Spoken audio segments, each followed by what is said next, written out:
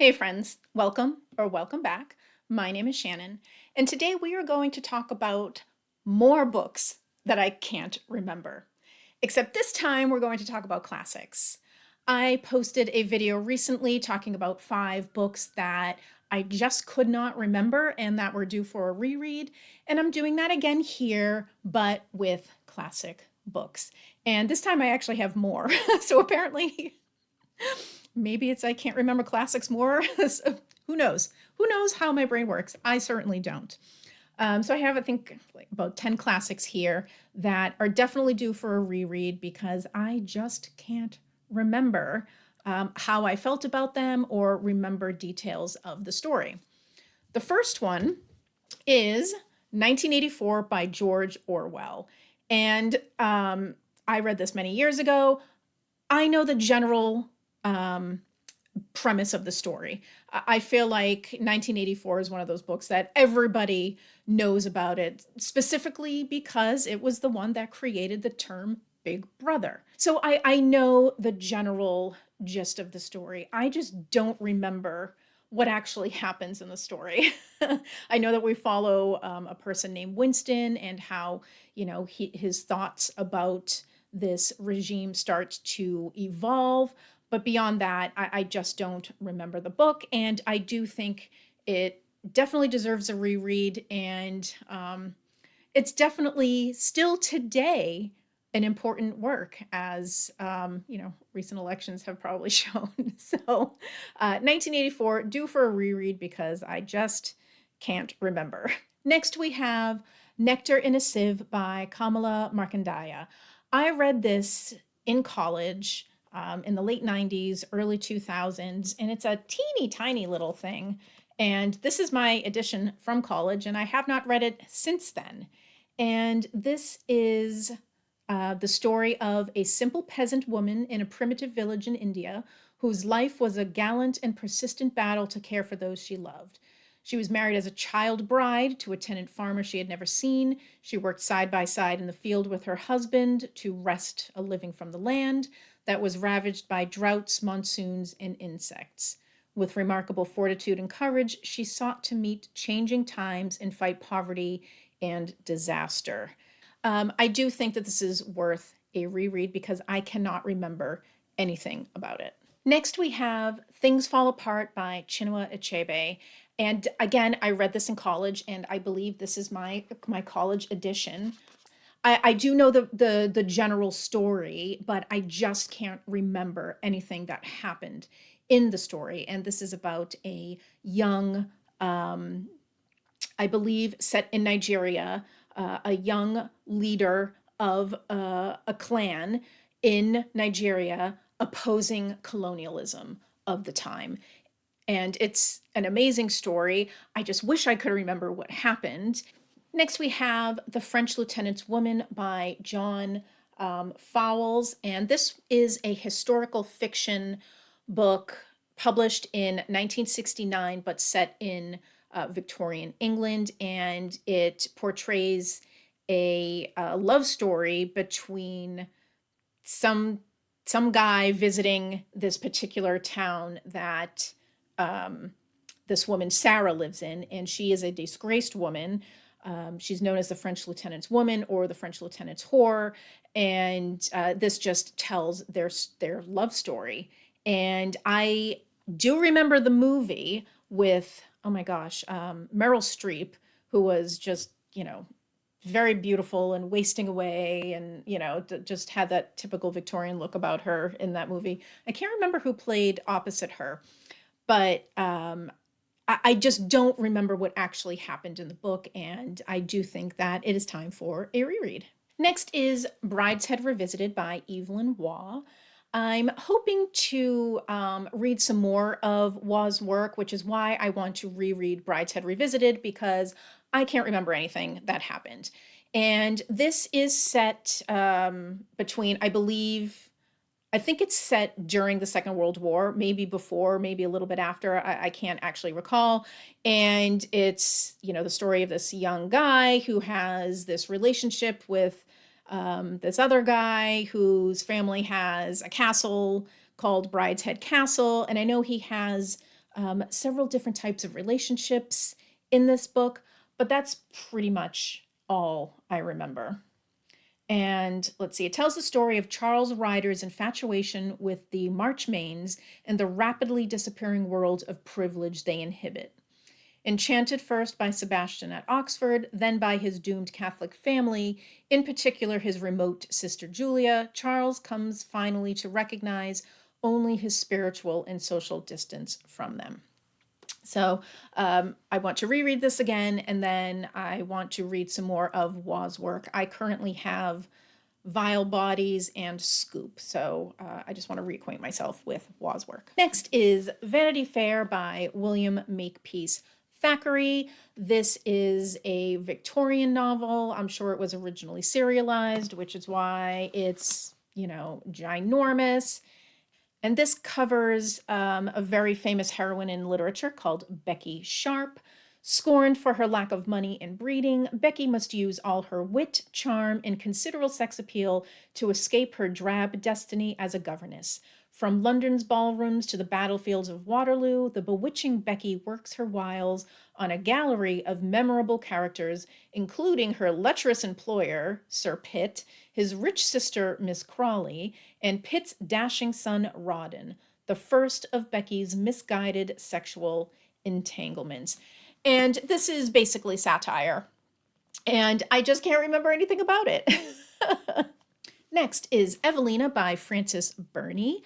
Fanny Burney is a precursor to Jane Austen. Jane Austen actually references this book in one of her books, Northanger Abbey, and this, I believe, was Burney's first book, and it is written in the form of letters, so it's epistolary or epistolary, however you say it.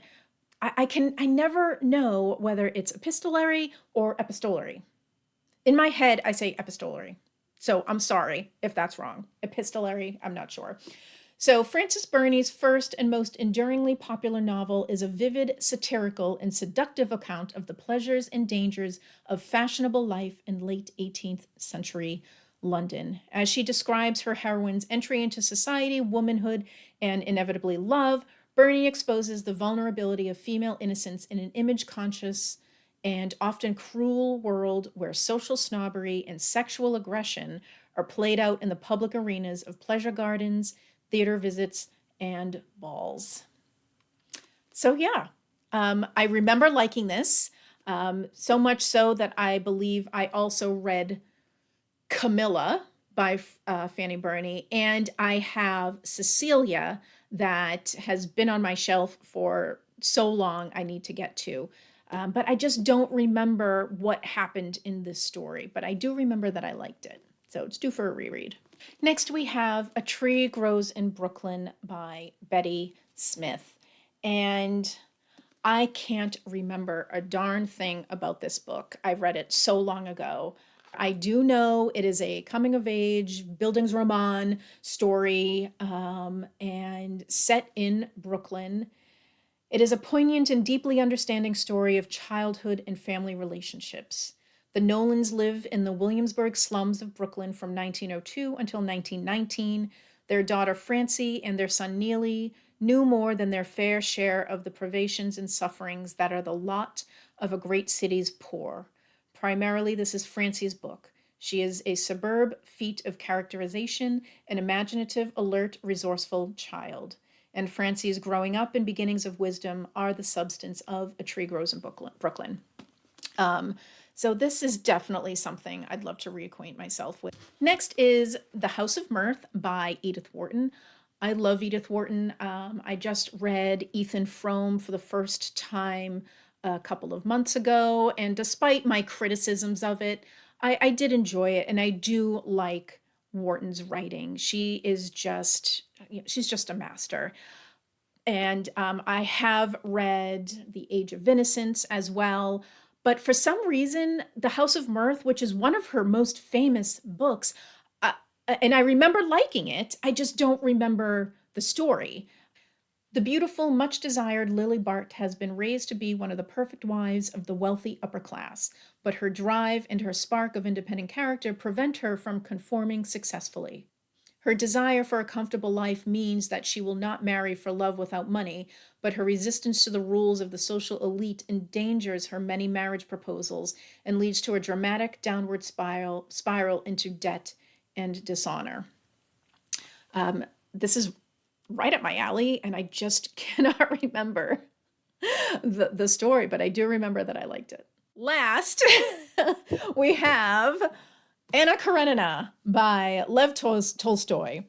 And I don't remember the last time I read this.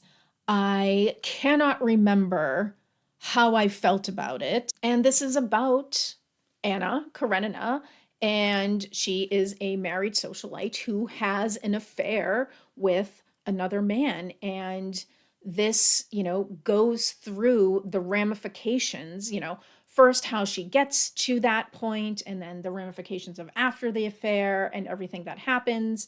Most people know the general gist of the story, as do I. I know what it's about, but I cannot remember what happens in the book. And I honestly can't remember how I felt about it. But I obviously must have liked it because for some reason I have 3 editions of Anna Karenina. I have no idea how that happened. And I was doing a declutter spring cleaning early this year, and I was about to get rid of 2 of them, but then I realized they're all different translations. So this one is translated by Richard Pevear and Larissa Volonkonsky. So that's one translation. This really old, so this is the one that I originally read. This was an old Barnes & Noble hardcover that I got rid of the dust jacket. This one is translated by Constance Garnett. So Constance Garnett in the early 1900s translated a whole bunch of Russian literature. So this is a very old translation, the one I originally read. And then this one is translated by, who is this translated by? By Louise and Aylmer Maude. I don't even know who they are. So I have 3 versions of Anna Karenina. And this is a book that I cannot even remember if I liked. I have 3 editions, all different translations. So I think what I will do is I will read the Pevear and Volonkonsky translation next. They, from what I understand, this husband-wife duo has been taking a lot of Russian novels and doing new translations of them. I'm sure Constance's translation is great, but I wouldn't mind checking out a more modern translation. So can't remember what happened in the book. Absolutely hated the adaptation with what's her face, Keira Knightley. I disliked very much the adaptation with Keira Knightley. They were kind of like treating it like a stage production / movie. It was really kind of odd, and I just didn't enjoy it. But so yeah, so need to reread this so I can remember it and maybe check out some more of Tolstoy's work. So that's it. 10 classic books that I cannot remember. Some I do remember liking, but I just generally don't remember the stories. But have you read any of these? Do you remember them? Let me know what you think. Are there any classics that you believe are due for a reread because you've forgotten them, because it's been so long since you reread them? They might just be brand new stories for you. Let me know down below. So that is all I have for you today. Thank you so much for joining, and have a great day. Bye.